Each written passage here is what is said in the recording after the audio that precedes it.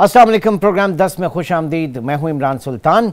नाज़रीन, गैर कानूनी गैर मुल्की तारिकीन वतन की रवानगी का सिलसिला जारी है और अब तक 14,029 ख़ानदान पाकिस्तान से वापस जा चुके हैं, जिसमें 1,97,652 अफ़गान बाशिंदे शामिल हैं। और इस पूरे मामले को लेकर जो है वो इंटरनेशनली भी हम इसके कॉन्सिक्वेंसेस कुछ देख रहे हैं, क्योंकि अफ़गान हुकूमत जो है वो थोड़ा सा इसके ऊपर जो है उन्होंने एक अपने डिस्प्लेजर का इजहार किया। और उसके बाद ये भी देखा जा रहा है कि पाकिस्तान में अमन व अमान के हवाले से फ़िज़ा जो है वो उतनी साजगार नहीं है। बहरहाल ये पाकिस्तान के अपने हक़ में बेहतर है कि पाकिस्तान ने इनकी जो मेज़बानी की और तवील अरसे से हम मेज़बानी कर रहे हैं अफ़गान पनाह गुज़ीनों की, और अब भी वो पनाह गुज़ीन जो कि पाकिस्तान में मौजूद हैं और परमिट्स के साथ मौजूद हैं, जो अपने डॉक्यूमेंट्स के साथ मौजूद हैं, हम उनकी मेज़बानी अभी भी करेंगे। वो पाकिस्तान में रह सकते हैं, लेकिन वो तमाम अफराद जो कि बशमूल अफ़गानी बाशिंदे और दीगर ममालिक से आए हुए पाकिस्तान में लोग जिनके पास यहाँ पर आने का, यहाँ पर रहने का कोई डॉक्यूमेंट नहीं है, कोई दस्तावेज़ नहीं है, उनको पाकिस्तान से वापस जाना होगा। अवामी राय, सबसे पहले देखते हैं कि अवाम इस बारे में क्या कहते हैं, एक नज़र डालते हैं। मुल्कों में गैर मुल्की को नहीं रहना चाहिए था, इसलिए कि यहाँ पर तंगी हो गई है, परेशान लोग हो गए। जितने लोग पाकिस्तानी लोग हैं यहाँ के, कराची के रहने वाले, जो बाहर से लोग आए यहाँ पर खा रहे पी रहे ऐश कर रहे हैं, हम लोग जो काम यहाँ गए हैं वो इसके वहीं के रह गए। देखिए यहाँ कपड़े मार्केट पे ये लोग छाए हुए हैं, ट्रांसपोर्ट पे ये छाए हुए हैं, तो हमारे लोग कहाँ जाएँ फिर? हमारे हक पे तो डाका ही पड़ रहा है ना भाई। हर ह्यूमन को अपना राइट होना चाहिए यार, और हमारा दीन भी नहीं कहता है किसी को फजूल में आप तकलीफ़ दें। अगर आपने अफगानिस्तानी इमिग्रेंट्स को यहाँ पे चांस दिया हुआ है तो मैं नहीं समझता कि बार बार आप उनको मतलब चांस दें, तकलीफ़ दें और वो अपने मुल्क दोबारा माइग्रेट हो जाएं। बाकी ममालिक हैं वो भी तो यही करते हैं ना, वो भी यही करते हैं कि जो इलीगल तौर पे आए हुए होते हैं वो उनको या तो अरेस्ट कर लेते हैं या अपने मुल्क दोबारा डिपोर्ट कर देते हैं। तो ये ज़रूरी है। बहुत सारी चीज़ों में हम पीछे हैं, और हम अभी किन चीज़ों में लगे हुए हैं कि हमारे मुल्क में जो दूसरे आए हुए हैं वो उनको निकालने के पीछे लगे हुए हैं। हमने अपने जो रह रहे हैं उनके लिए कभी कुछ फैसिलिटेशन, कोई चीज़ें प्रोवाइड कर नहीं सके, और अब उनको भगाने के पीछे लगे हुए हैं। तो असर आएगा तो मईशत यहाँ पाकिस्तान की बेहतरी हो जाएगी और ये लोग निकलना चाहिए। अवाम कहते हैं कि पाकिस्तान की मईशत बेहतर हो जाएगी अगर जो गैर कानूनी तौर पर यहाँ पे लोग मुकीम हैं इनको वापस भेजा जाए। इस पूरे मामले पे बात करेंगे। इस वक्त वॉइस ऑफ अमेरिका की पाकिस्तान में ब्यूरो चीफ सारा जमान हमारे साथ मौजूद हैं। बहुत शुक्रिया सारा आपके वक्त का। सबसे पहले ये बताइए, आप इस पूरे मामले को देख भी रही हैं, कवर भी कर रही हैं, किस तरीके से ये ड्राइव इस वक्त जारी है जो कि यकीनी तौर से पाकिस्तान की अमन और बका और सलामती से एक मशरूत है ये पूरी ड्राइव? जी बहुत शुक्रिया। सबसे पहले तो हम यही देख रहे हैं कि बहुत बड़ी तादाद में जो अफ़गान पाकिस्तान में मुकीम थे वो अब अपने वतन को वापस जा रहे हैं। अगर आप खैबर पख्तूनख्वा की हुकूमत के स्टैट्स देखें तो वो कह रहे हैं कि तकरीबन 197,000 यानी 1,97,000 से ज़्यादा अफराद जो हैं वो सितंबर के मिडल से, यानी इस क्रैकडाउन के लिए जब हुकूमत ने आगाज़ किया था उससे पहले का भी डेटा जो है वो जमा उन्होंने करना शुरू किया हुआ है। वो कह रहे हैं कि इतने जो लोग हैं तकरीबन 2 लाख के करीब वो अब तक तोरखम के रास्ते से जा चुके हैं, जबकि जो बलूचिस्तान की हुकूमत है उनके तर्जुमान का ये कहना है कि 80,000 के करीब वहां से जा चुके हैं। तो काफ़ी बड़ी तादाद में जो है वो लोग जा रहे हैं। इनमें बहुत बड़ी तादाद तो उन लोगों की है जो वॉलंटरीली जा रहे हैं, यानी अपनी मर्जी से जा रहे हैं, उनके पास डॉक्यूमेंट्स नहीं हैं, वैलिड पेपर्स नहीं हैं, तो वो अपनी मर्जी से जा रहे हैं। लेकिन एक छोटी सी तादाद ऐसे लोगों की भी है, 1200 से कुछ ज़्यादा, जो कम अज़ कम बरास्ता तोरखम अफगानिस्तान वापस भेजे गए हैं। और ये वो लोग हैं जिन्हें डिपोर्ट किया गया या जिला वतन किया गया है क्योंकि उनके पास किसी भी किस्म के डॉक्यूमेंट्स जो हैं वो नहीं मिले। हम ये देख रहे हैं कि मुख्तलिफ शहरों में जो पुलिस के एहलकार हैं वो जाते हैं, जाके लोगों के डॉक्यूमेंट्स चेक करते हैं। अब ये प्रोसेस ऐसा है जिसमें बहुत से जो अफगान जहाँ पे मुकीम हैं पाकिस्तान में, खासतौर पे कैपिटल के एरिया में, जिनसे मेरी खुद भी बात हुई और हमारी टीम की भी यहाँ पे बात हुई, वो ज़ाहिर है बहुत प्यार करते हैं। उनको नहीं अंदाज़ा कि किस किस्म के पेपर वो दिखाएंगे तो उनको यहाँ पे रहने दिया जाएगा और किस किस्म के पेपर्स अगर नहीं होंगे तो उनको वापस जाना पड़ जाएगा। तो इस वजह से एक खौफ जो है वो कम्युनिटी में पाया जाता है। ऐसे में जो ट्रांजिट कैंप्स वगैरह कायम किए गए, आपने यकीनन वो भी विजिट किए होंगे, वहाँ पे क्या सूरत हाल है? क्योंकि जो इस वक्त अव्वलीन तरजीह है उनका महफूज इनखला और बाइज्जत तौर पर महफूज इनखला जो है वो एक अव्वलीन तरजीह है इस वक्त पाकिस्तान की हुकूमत की। جی بالکل، جہاں پہ جو اسلام آباد کے قریب جو ٹرانزٹ سینٹر ہے وہ ایک سرکاری کالج کے اندر بنایا گیا ہے. وہاں پہ پہلے روز تو ہم جا سکے، لیکن اس کے بعد سے میڈیا کے لیے وہاں پہ کافی لمٹ ہو چکی ہوئی ہے ایکٹیویٹی. لیکن وہاں پہ یہ کہ بہت بڑی تعداد میں لوگوں کو نہیں لایا جاتا. ایسا نہیں کوئی ہزاروں کی تعداد میں وہاں لوگ ہوں، لیکن جو ہے کہ دن بھر مختلف علاقوں میں جو ایکشن لیا جا رہا ہے، جو سویپ کیا جا رہا ہے، اس کے بعد لوگوں کو وہاں لایا جاتا ہے. وہاں پہ ان کے پیپرز پھر مزید چیک کیے جاتے ہیں. وہاں نادرا کے حکام بھی موجود ہیں، FIA کے حکام بھی موجود ہیں، وہاں پہ جو ہیلتھ یونٹ ہے وہ بھی موجود ہے، اور وہاں پہ پھر ایک دفعہ پھر پیپرز دیکھ کے اور اچھی طرح سے چیک کر کے تو پھر اس کے بعد آگے بھیجا جاتا ہے. انٹرنیشنل میڈیا سارا اس کو کس طرح سے دیکھ رہا ہے، کیسے رپورٹ کر رہا ہے اس معاملے کو؟ جی، انٹرنیشنل میڈیا کی عمومی طور پہ جو سمپتی ہے وہ افغان کے ساتھ ہے، اور اس کی وجہ یہ ہے کہ افغانستان کے ایک تو اپنے حالات ایسے نہیں ہیں کہ وہ جہاں پہ لوگوں کے لیے جا کے دوبارہ اپنے لیے روزگار حاصل کرنا خاص طور پہ جو ہو وہ آسان ہو. اس کی بڑی وجہ یہ ہے کہ اگرچہ وہاں کی جو طالبان حکومت ہے وہ تو اس میں اسٹیبلٹی ہے، لیکن جتنی بھی ایڈ آرگنائزیشنز ہیں ان سب کا یہی کہنا ہے کہ 2/3 سے زیادہ آبادی جو ہے وہ شدید غربت کا، شدید بھوک کا شکار ہے. پھر سردیوں کا آغاز ہو رہا ہے، اور اس کے علاوہ افغانستان میں جو پیچھے یکے بعد دیگرے زلزلے آئے ہیں جن سے بہت تباہی ہوئی ہے، تو اس کی وجہ سے افغانستان اس وقت ایسی حالت میں نہیں ہے کہ وہ لاکھوں کی تعداد میں ان اپنے شہریوں کو بھی فوراً قبول کر سکے اور ان کو ایک بہتر طریقے سے ان کو وہاں پہ سیٹل کر سکے. اور ہم یہ بھی دیکھ رہے ہیں کہ جو ایڈ ایجنسیز ہیں ان کا یہ کہنا ہے کہ جب بارڈر کراس کر کے افغانستان پہنچتے ہیں لوگ اپنے وطن، تو وہاں پہ بھی بارڈر پہ بھی ابھی ایسی سہولتیں طالبان حکومت بھی نہیں پرووائڈ کر پا رہی جن کی وجہ سے لوگ وہاں پہ بلکہ یہ وہ تو ہاتھ کھڑے کر لیے ایک طریقے سے. وہ کہہ رہے ہیں کہ پاکستان میں اگر لا اینڈ آرڈر کا کوئی مسئلہ ہوتا ہے تو پھر وہ پاکستان کی حکومت اپنے طور سے اس کو دیکھے. آپ یہ نہیں دیکھ رہی کہ جب یہ معاملہ شروع ہوا اس کے بعد سے پاکستان کے اندر جو لا اینڈ آرڈر کے حوالے سے حالات ہیں وہ کافی جو ہے وہ کشیدہ اس طرف جا رہے ہیں، اور دوسری یہ کہ انٹرنیشنل میڈیا پاکستان کی مجبوریوں کو نہیں سمجھ رہا.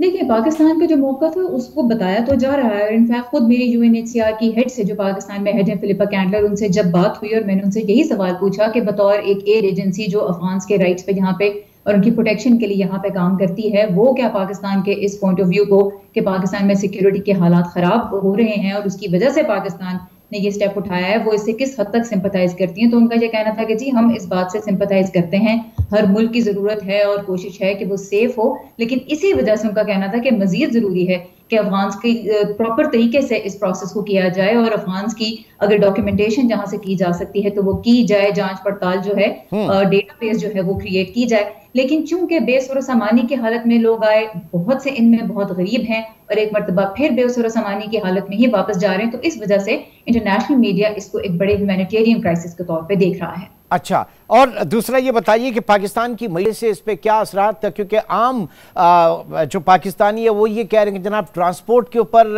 یہ چھائے ہوئے ہیں اور پھر کاروبار کے اوپر یہ چھائے ہوئے ہیں. آپ کسی کارپیٹ انڈسٹری وغیرہ کی طرف چلے جائیں وہاں پر بڑے چھائے ہوئے ہیں، اور پھر پاکستان میں افغان ٹرانزٹ کے نام کے اوپر جو کچھ بھی اسمگلنگ ہوئی، پاکستان کا ڈالر جو ہے وہ وہاں پر جا کے بک رہا ہے، پاکستان کے ریزرو جو ہے وہ ڈپلیٹ ہوئے. ہم نے اپنی استطاعت سے بڑھ کر قیمت ادا کی ہے اس میزبانی کی.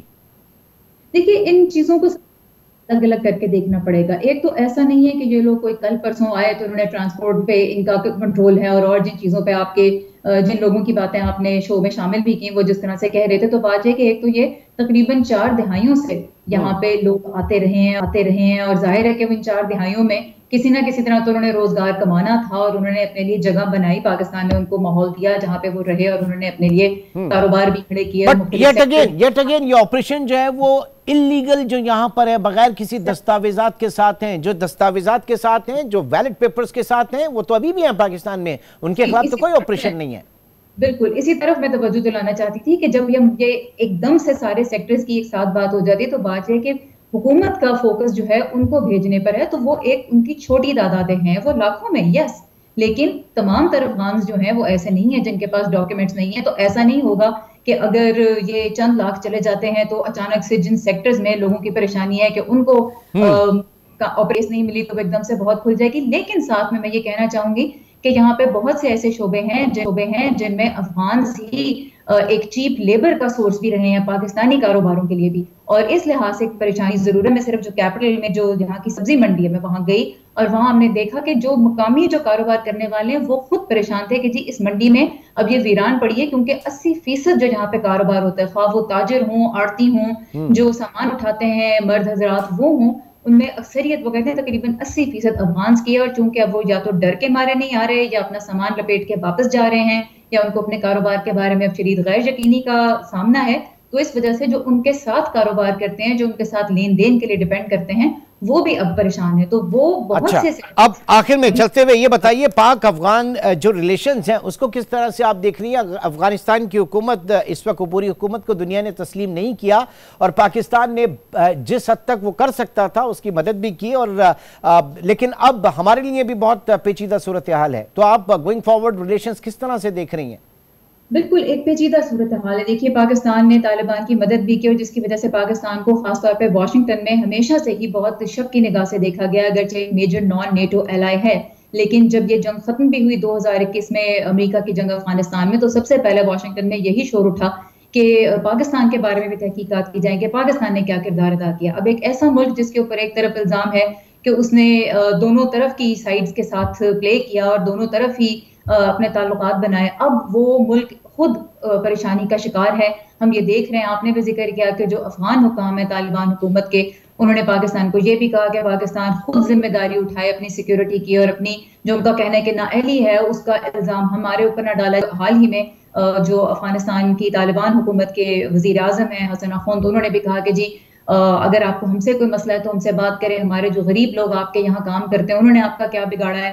تو کم از کم پبلک میں، اور جس طرح سے پھر پاکستان کی طرف سے بھی جو حال ہی میں انٹرم وزیر اعظم کاکڑ صاحب کی طرف سے جو سٹیٹمنٹ آئی کہ جی ہمارا خیال تھا کہ تعلقات بہتر ہوں گے، اور ہم نے کہا افغانستان سے کہ وہ کسی ایک کو چنے ٹی ٹی پی میں یا پاکستان میں، تو پبلک میں کم از کم دونوں کے درمیان جو ٹینشن ہے وہ بڑی واضح ہے۔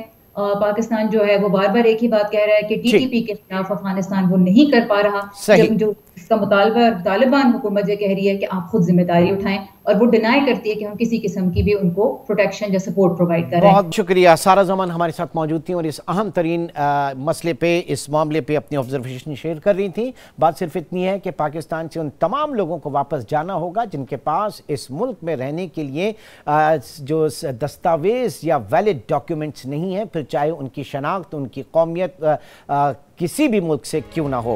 ایک چھوٹے سے بریک کی طرف چلیں گے اور بریک کے بعد ایک بڑی دلچسپ چیز آپ کے ساتھ شیئر کریں گے۔ ہم جانتے ہیں کہ پاکستان میں بچت لوگوں کے پاس ہوتی نہیں ہے، لے دے کے اگر کوئی آسرا ہوتا ہے تو وہ کمیٹیوں کا ہوتا ہے۔ یہ کمیٹی کیا ہوتی ہیں اور آج کے دور میں ڈیجیٹل کمیٹی کیا کام کر رہی ہے، کس طرح سے کام کر رہی ہے، یہ جانیں گے ایک چھوٹے سے بریک کے بعد۔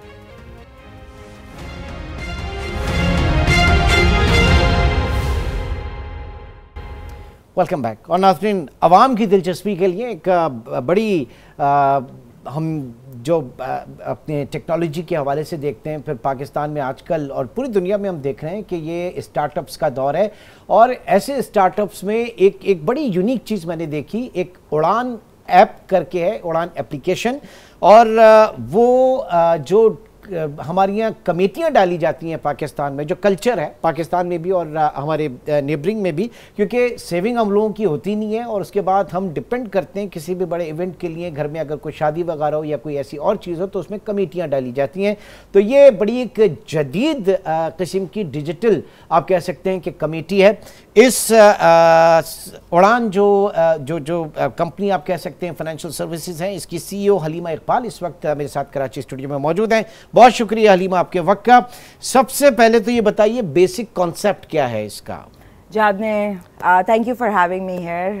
جو آپ نے بات کری نا کہ پاکستان میں ایک فینومینا ہے کہ ہم کوئی بھی لائف ایونٹ ہو رہا ہے اس کے لیے کمیٹیاں ڈالی جاتی ہیں۔ جب ہم نے شروع کرا تو، اور ہر جگہ پہ، ہر آرگنائزیشن میں، آپ اسکول میں، آفیسز میں، ہر جگہ، محلے میں، ہر جگہ اینڈ جب ہم نے ریسرچ کری تو شروع کرا تھا، جو ہماری ریسرچ بتاتی ہے 41% پاکستانی پاپولیشن کمیٹیاں ڈالتی ہیں۔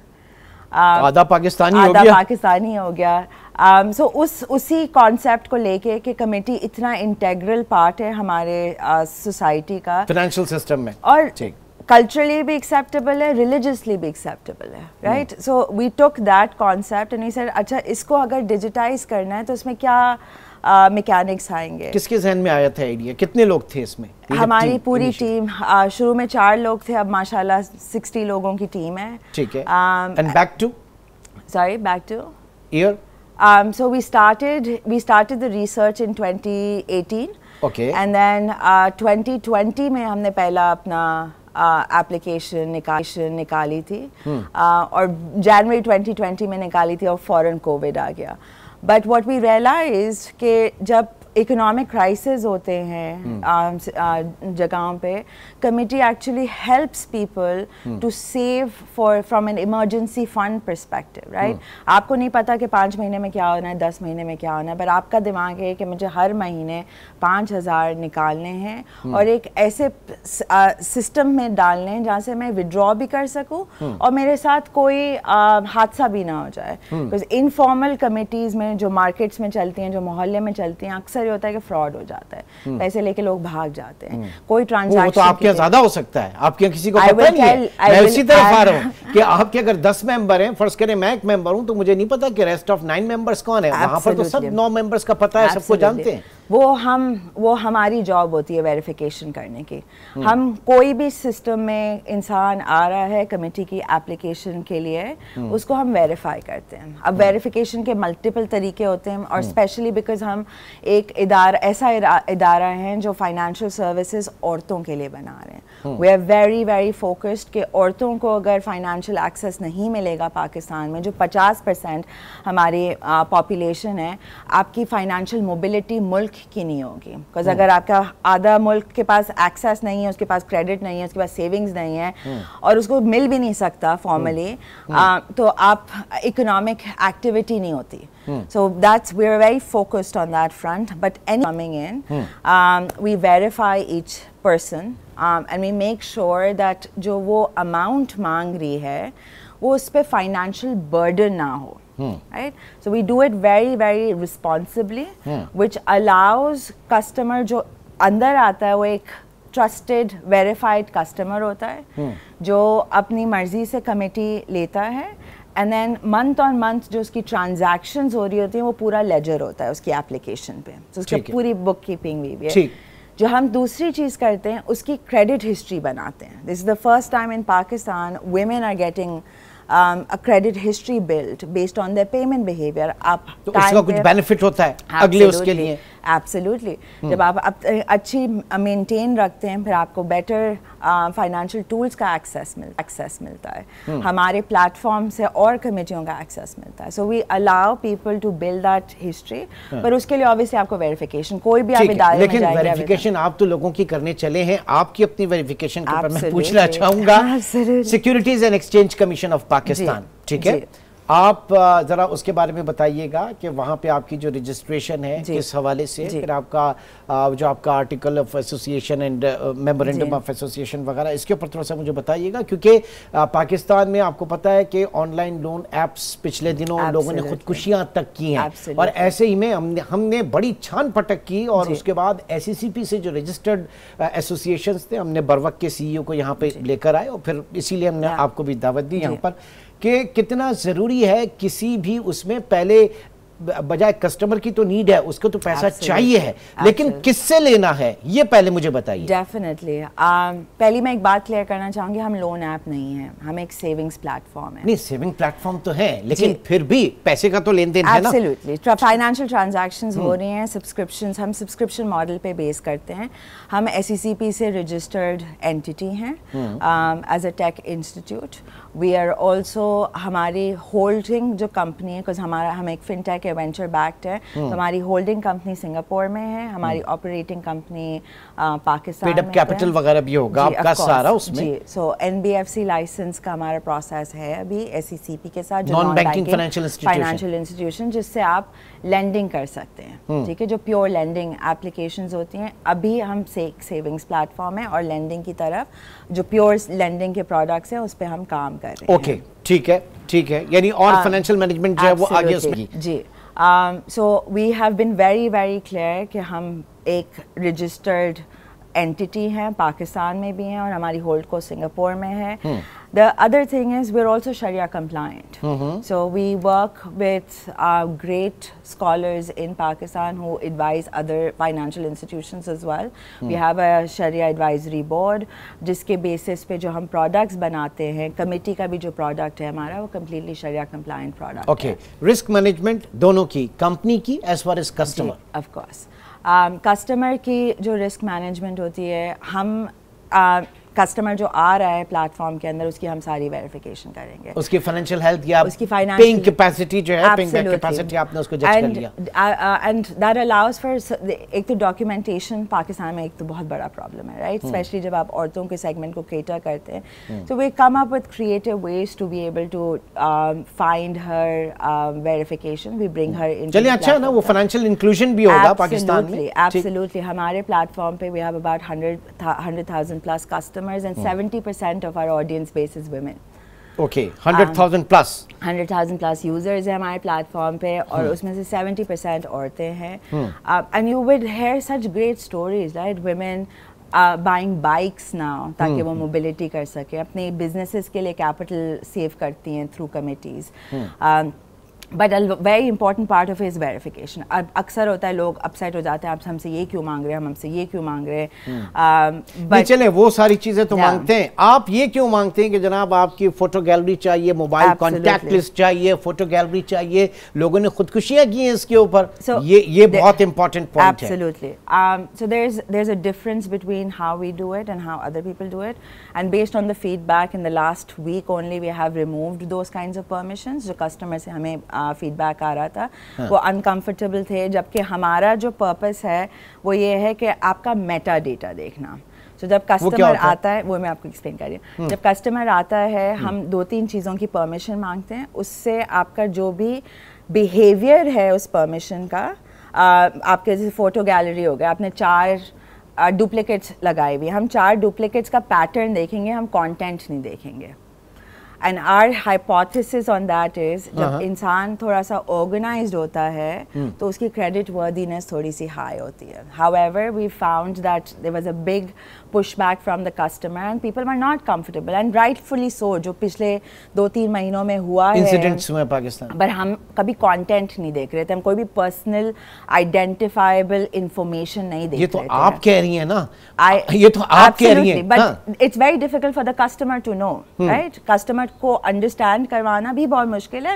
There was a trust that was broken by what happened in different with different other applications. اور SCCP کی طرف سے بہت سخت ریگولیشنز ہیں اس کے اوپر. Absolutely. اب ہم نے وہ ساری پرمیشنز ہٹا دی ہیں, کسٹمر کا جو feedback, because for us customer is the most important. We have to protect their privacy and we have to protect their interest as well, and we build the system with them. ٹھیک ہے, چلیں جی حلیمہ, بہت بہت شکریہ آپ کا, بہت شکریہ. آپ دیکھتے ہیں کہ پاکستان میں ضرورت ہے ان تمام چیزوں کی, اس طرح کے سٹارٹ اپس کی جو کہ فائنینشیل انکلوژن کی طرف آئیں, آپ کی اکانومی کو ڈسپلن کریں. ایک وقت ہے اب بریک کا, اور بریک کے بعد میں بات کروں گا پوری دنیا میں اس وقت فلسطینیوں کے اوپر جو مظالم کیے جا رہے ہیں, اسرائیلی افواج کر رہی ہیں, جو بربریت ہے اس کے خلاف اب یہودی تنظیمیں جو ہیں وہ بھی سراپا احتجاج ہیں. اس کے اوپر ہم بات کریں گے ایک چھوٹے سے بریک کے بعد.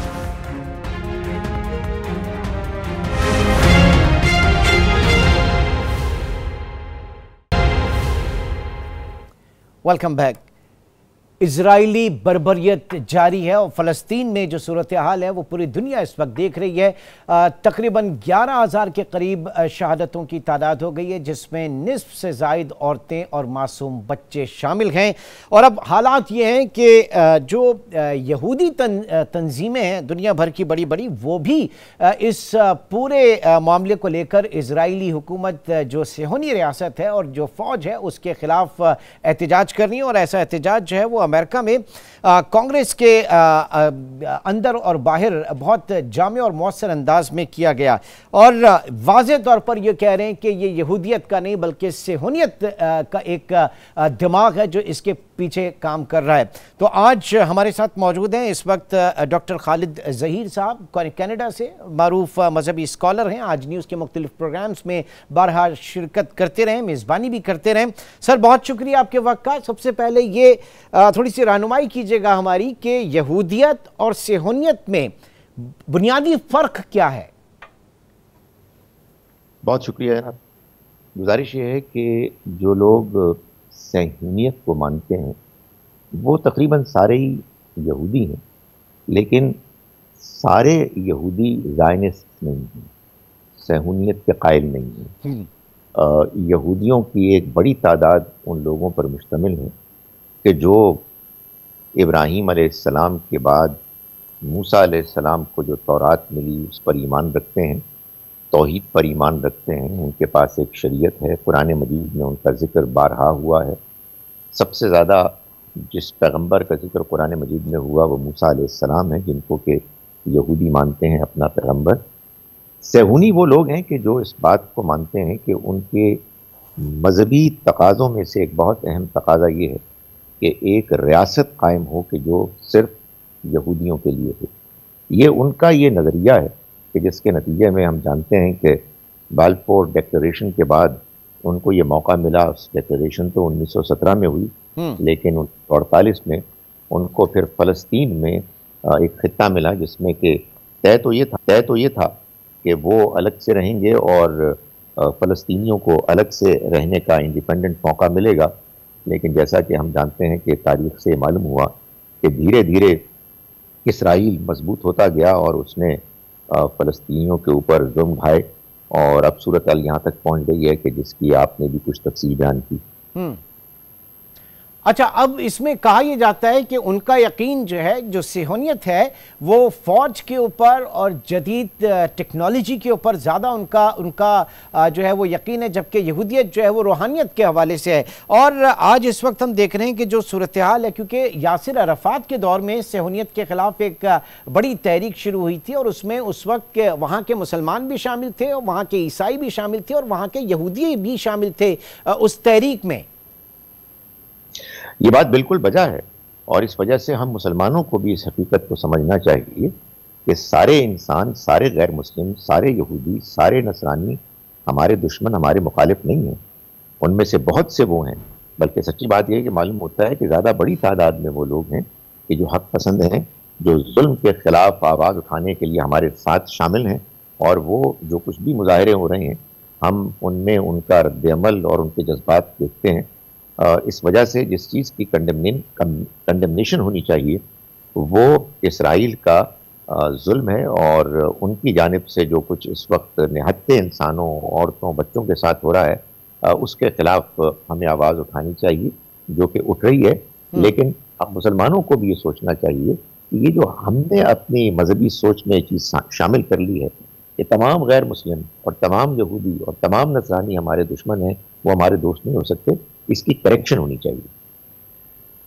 سر پھر یہ بھی بتائیے گا کہ اس وقت دنیا کیوں نہیں دیتی؟ میں تو ٹھیک ہے آپ نے ایک اسلام کے حوالے سے بات کی، لیکن پوری دنیا کا جو مہذب، سو کالڈ مہذب معاشرہ ہے، وہ ان کی آواز پہ لبیک کیوں نہیں کہہ رہا؟ امریکہ کیوں نہیں کہہ رہا؟ اقوام متحدہ کے دفتر کے باہر جا کے یہ مظاہرے ہو رہے ہیں، ساری چیزیں ہو رہی ہیں، کسی کے کان پر جوں تک نہیں رنگ رہی ہے کہ ہمارا اس وقت کا جو نظام ہے، اس وقت کے نظام سے مراد یہ جو پوسٹ سیکنڈ ورلڈ وار کا جو نظام ہے، یہ بات بالکل واضح ہے کہ یہ اصل میں ایک ڈبل سٹینڈرڈز پر مبنی ہے، اور سوچ سمجھ کر. یعنی یہ در حقیقت سیکنڈ ورلڈ وار کے جو فاتحین ہیں، یہ دنیا اصل میں ان کی مفتوح دنیا ہے، جس کو بدلتے ہوئے حالات کے پیش نظر انہوں نے ہیومن رائٹس اور لوگوں کی آزادی اور اسٹیٹس کی انڈیپینڈنس کو گوارا کر کے وہ چلا رہے ہیں.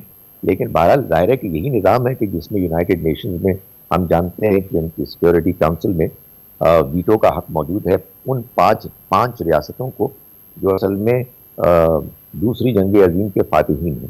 سو لوگ اس بات کو چونکہ ظاہر ہے اس طرح سے اپریشیٹ نہیں کرتے، اور بہت سی آوازیں اٹھتی ہیں ہیومن رائٹس کے لیے، تو وہ لوگ کہ جو وہاں لیڈرشپ کا مقام رکھتے ہیں وہ اس بات سے پوری طرح سے واقف ہیں کہ یہ اس وقت کا نظام ہے.